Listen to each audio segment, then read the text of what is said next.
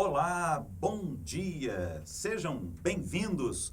Estamos na manhã deste domingo iniciando mais um estudo bíblico aqui em nossa EBD Online, a Escola Bíblica Dominical reunindo o povo de Deus para o estudo das Escrituras Sagradas, a Palavra do Senhor, o nosso Deus. Queremos agradecer a sua participação e convidar você para estar sempre conosco.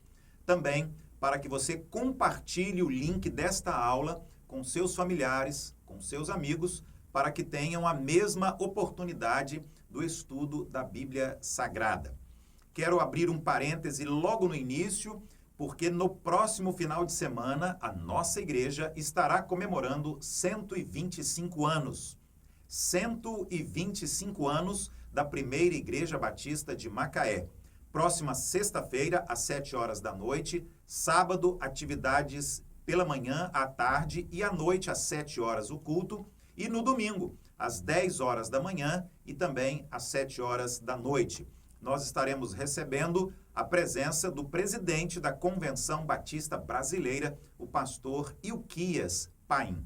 Será uma alegria muito grande recebermos a sua visita, a sua presença, a sua participação conosco, sexta-feira, sábado e domingo, na celebração do 125º aniversário da Primeira Igreja Batista de Macaé.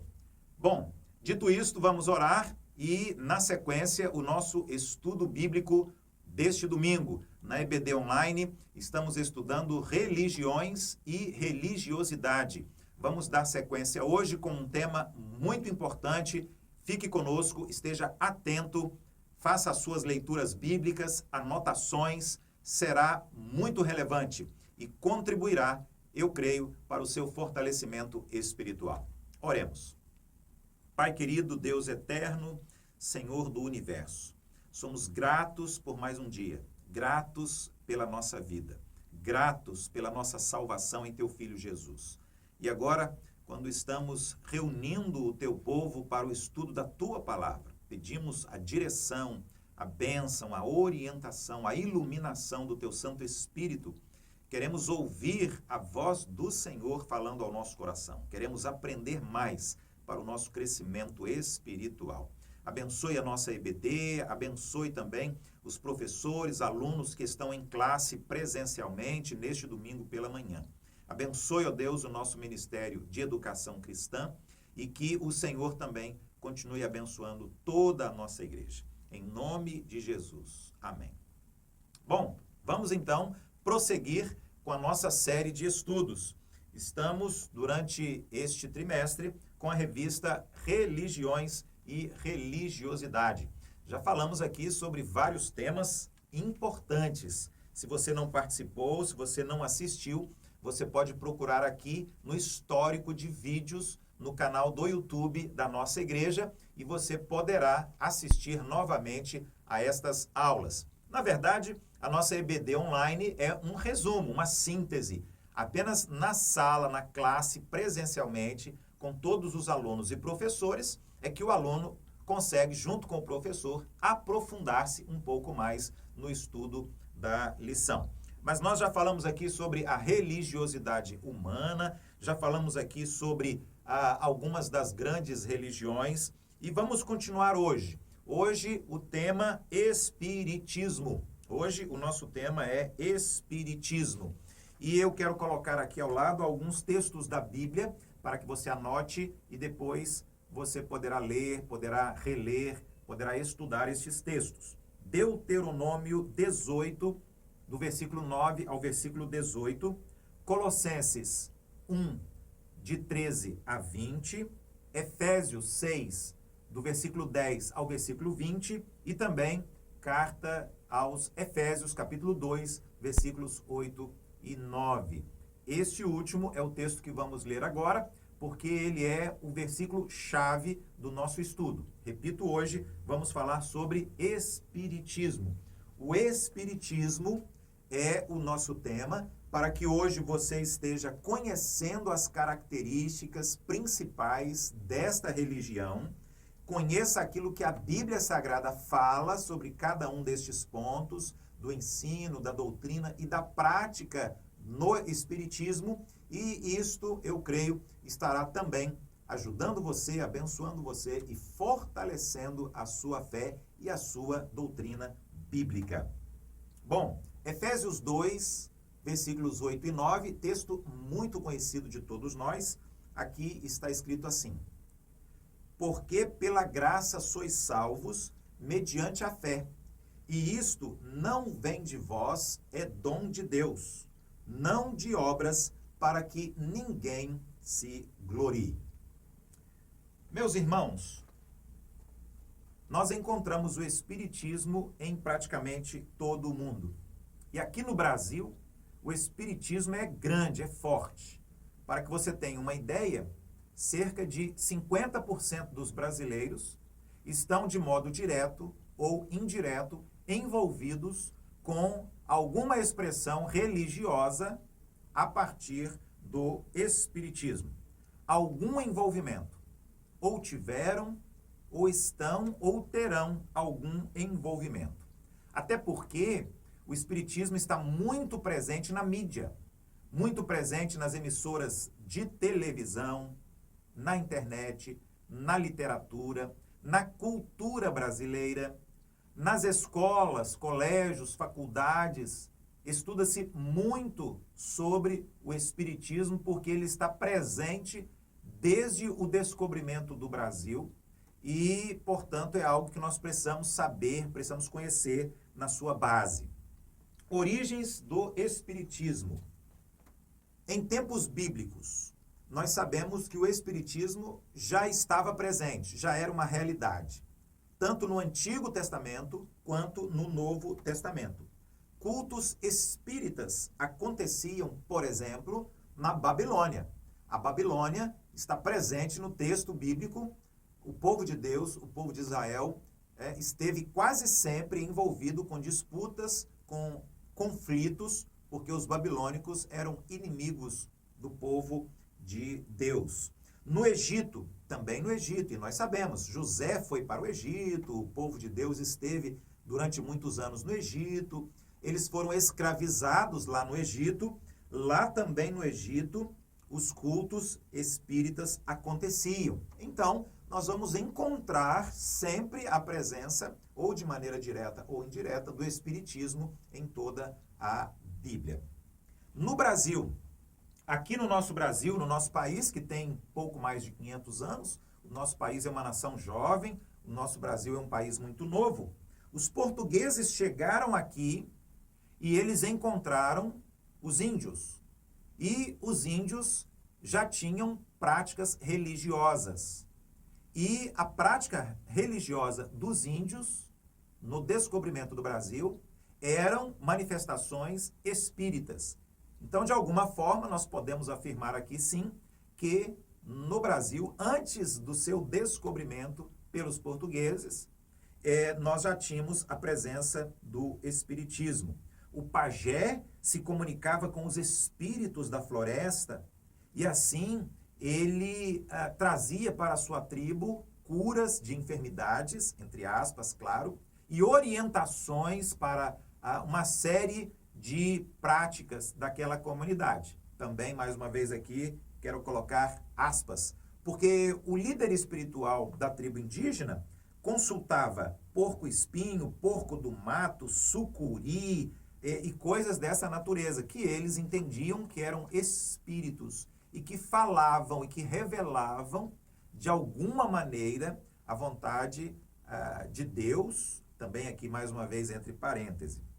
No Brasil, colônia, os africanos trazidos para que fossem responsáveis pelo trabalho escravo, trouxeram consigo, dos mais variados países africanos, países do continente africano, esta prática espírita também. Então, os escravos que vinham para o Brasil vinham trazendo a sua cultura e também trazendo a sua expressão religiosa, a sua religiosidade. E aí nós vamos enfrentar um problema que até hoje é grave no nosso país, que é o sincretismo religioso. Pastor, o que é sincretismo religioso? Ora, é uma salada, é uma fusão que une várias religiões, várias expressões, várias manifestações ou revelações espirituais. O sincretismo espiritual está presente no Brasil de uma maneira muito intensa,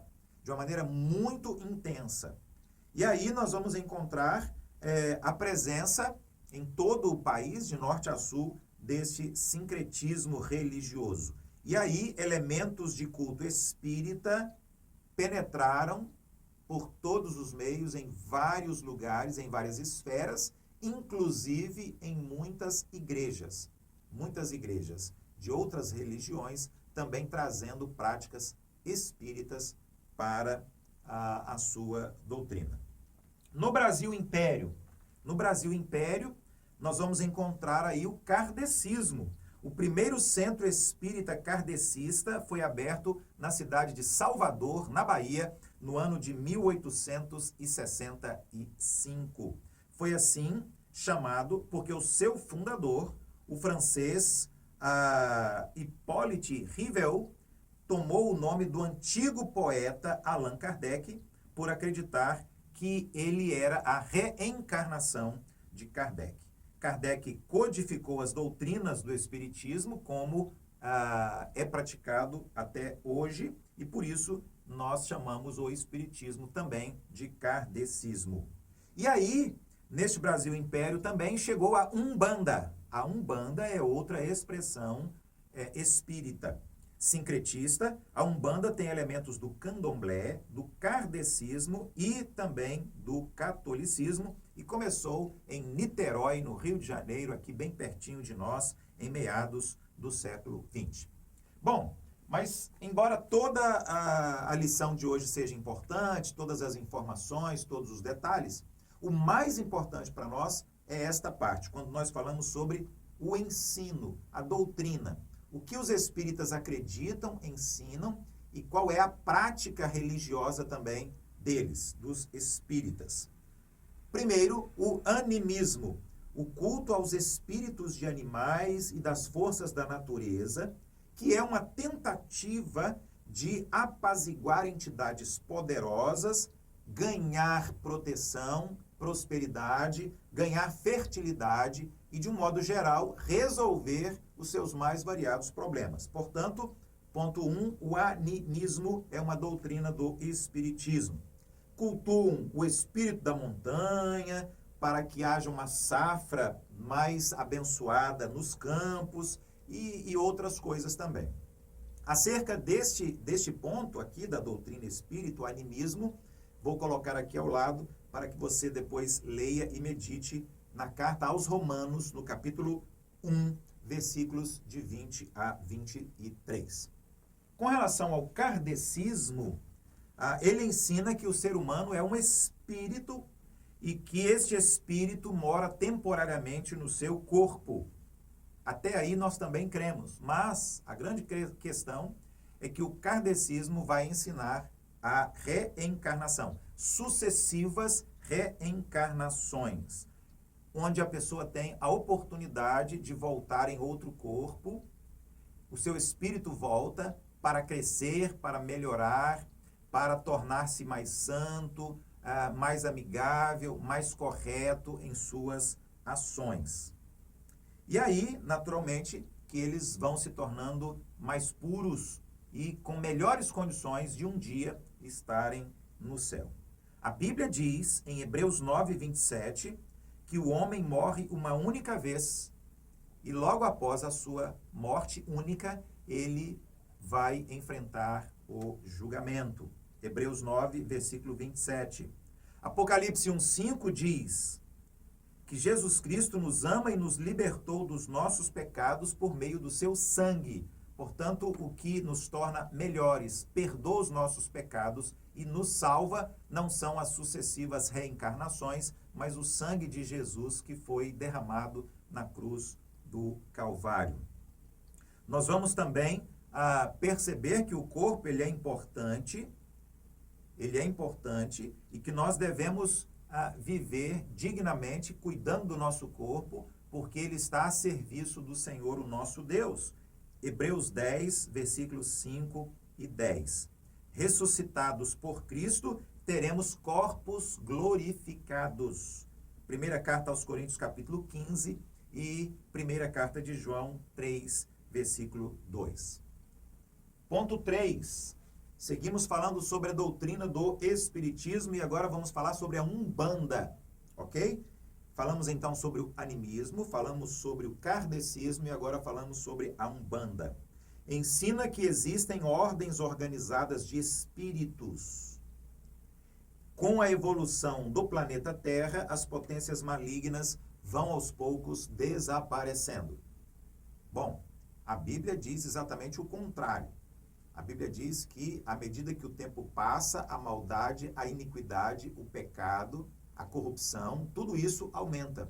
E estamos perto do fim, da destruição total e o retorno do Senhor Jesus. A Bíblia afirma que, sim, há organização hierárquica dos espíritos e que existem espíritos bons e maus, mas não tem nada a ver com esta evolução. Inclusive, também a Bíblia vai dizer que eles foram vencidos, eles foram derrotados por Jesus na cruz do Calvário. Colossenses, capítulo 2, versículo 15. Ponto 4. O Espiritismo e as outras religiões. Nas religiões orientais, a doutrina da reencarnação faz parte das crenças dos budistas e hinduístas. Então, nós vamos encontrar aqui o Espiritismo compartilhando deste entendimento, deste ensino e desta prática. O hinduísmo e o budismo também acreditam na reencarnação. A cientologia compartilha várias destas doutrinas do espiritismo moderno, do espiritismo contemporâneo. Também reclama a base científica e a influência de seres de outros planetas na evolução do ser humano. Tudo isso nos faz pensar, refletir, precisamos insistir que a Bíblia Sagrada é a nossa base para a nossa doutrina e para a nossa fé, para a nossa prática, ok? Nós estamos vivendo, enquanto igreja, aquilo que a Bíblia ensina, aquilo que a Bíblia diz. Ponto 3, comunicação com os mortos. Eu vou colocar aqui também, neste tema, um texto bíblico importante. Vamos sempre comparar aquilo que o Espiritismo pensa e pratica com aquilo que a Bíblia diz. Deuteronômio 18, do versículo 9 ao versículo 14. Não dá tempo para lermos agora, temos pouco tempo, mas você anota aí e depois leia com bastante calma, com bastante atenção. Deus proíbe a comunicação com os mortos. Deus proíbe a comunicação com os mortos. Outros textos que reforçam esse entendimento, Êxodo 22, 18, Levítico 19, 31 e também Levítico 20, versículo 6. Primeiro livro de Samuel, 15, versículo 23. O Espiritismo ensina que o espírito dos mortos se comunicam com os vivos. A Bíblia, terminantemente, vai condenar esta prática. Agora, ponto 4. Como a Bíblia vê o mundo espiritual? Não vamos falar agora necessariamente sobre o espiritismo, mas sobre a espiritualidade humana.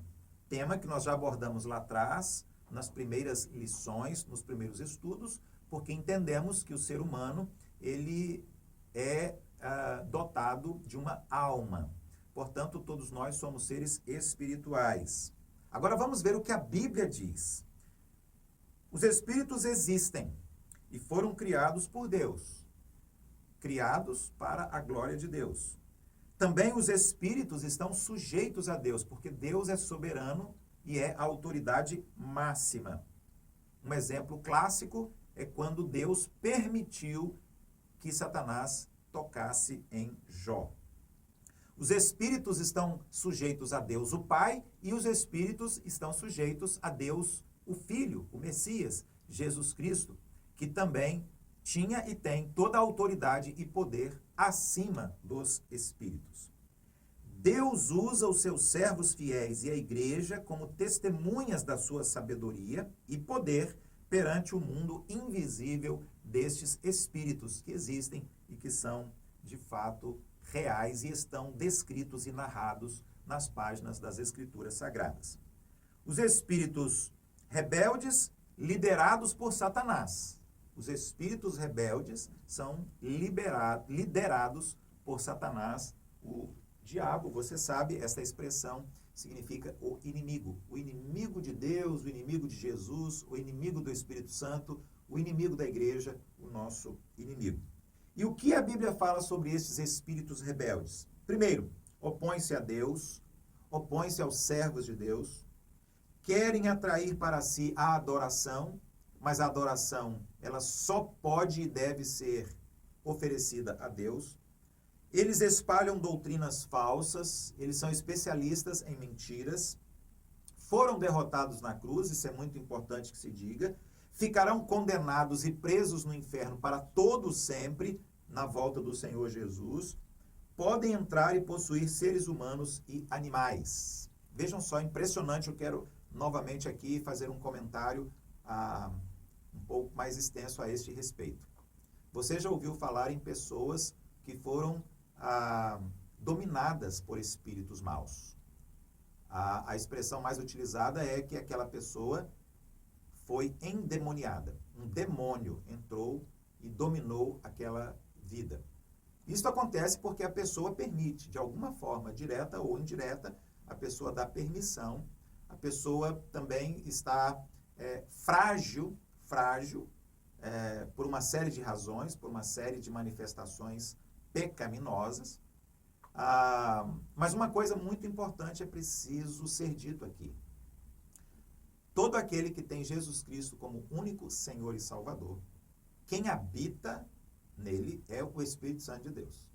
E onde está habitando o Espírito Santo de Deus, não há qualquer possibilidade de outro espírito ou de outro ser, de um demônio, entrar e possuir aquela pessoa. Ok? Pessoa, aquele homem, aquela mulher, verdadeiramente em Cristo, jamais serão endemoniados. Eu acho que é importante essa informação para o nosso consolo, conforto, para a nossa tranquilidade, para a nossa paz também. O que é que você poderia dizer para uma pessoa espírita? Primeiro, que essa pessoa precisa tomar uma decisão de seguir a Cristo e receber o Senhor Jesus como único Senhor e Salvador da sua vida. Que esta pessoa também deve confessar e renunciar qualquer envolvimento com qualquer espírito, porque isso não é de Deus, não é aprovado pela palavra do Senhor Deus. Outro conselho importante, desfazer-se de todos os apetrechos espíritas, imagens, livros, objetos, figas, porque isso é idolatria e a Bíblia diz em inúmeros textos que Deus abomina a idolatria.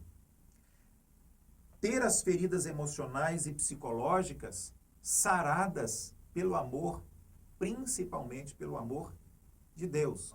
Ele é a fonte de toda a verdade, de toda a vida. Ele é o único caminho para Deus, para a eternidade. Enfrentar os problemas que talvez tenham sido o motivo da pessoa ter procurado ajuda no Espiritismo e também receber uma oração, receber uma intercessão. Essa pessoa precisa de oração constante.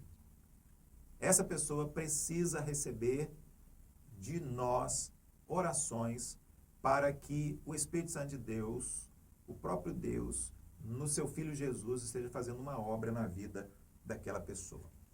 Quero concluir dizendo que o feitiço ou despacho não tem poder contra um homem de Deus, uma mulher de Deus, crente.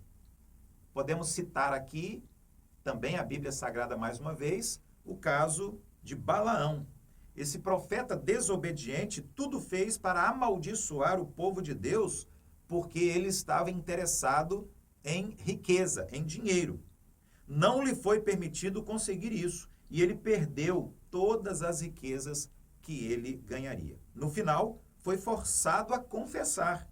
E aí está escrito lá na Bíblia: não há magia que possa contra Jacó, nem encantamento contra Israel. Ou seja, traduzindo para nós hoje aqui e agora, Não há magia que possa contra a igreja, contra os salvos, contra a pessoa que está em Cristo. Nem encantamento contra a igreja, contra o povo de Deus, contra os homens e mulheres de Deus. Números 23, 23, Salmo 91, 10 e Romanos 8, 38, 39. Dúvidas, perguntas, comentários? Fale conosco.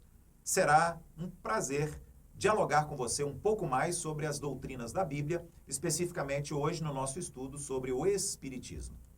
Um grande abraço e que Deus esteja continuamente abençoando você e a sua família.